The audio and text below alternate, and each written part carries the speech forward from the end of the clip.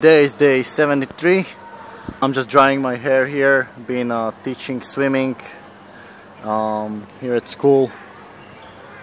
So the topic of today is, are you always gonna feel good?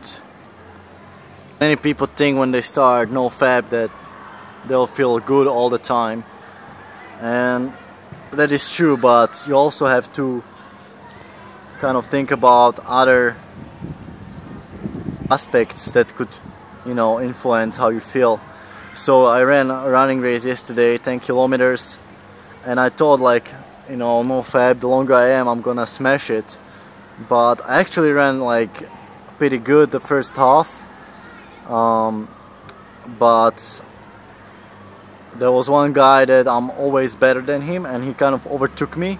But according to my Garmin watch, I was still running pretty good.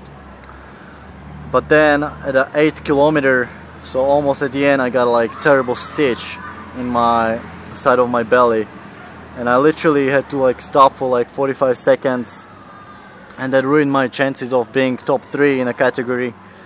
And I finished 7th, but it was just terrible. I just couldn't continue, and I didn't know the explanation of it. Usually it happens when you drink too much water, or going out too fast, which I didn't. I was pacing pretty good. So the only other explanation was that I was not breathing properly, something like that. And yeah, and I thought it was just breathing, or maybe ate some bad food, the day before. But then everything was good. I arrived home, and then after that I just started feeling a headache, and I usually get headaches after the races, but only when it's somewhere far. But I even slept after the race for about 2 hours, and then I woke up and I still felt really bad, the headache, and then after that I felt worse and worse, and I had to puke. Yeah, so this just goes to show that even on NoFap, if you don't listen to your body and you push it too far, because I didn't have any real training there.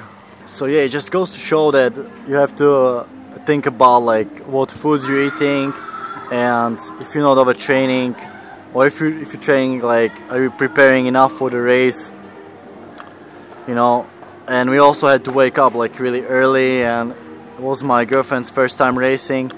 So, and then we got a puncture, on a motorbike, so we had to ride bicycles. So it could have been the stress, or just too much pressure on the body.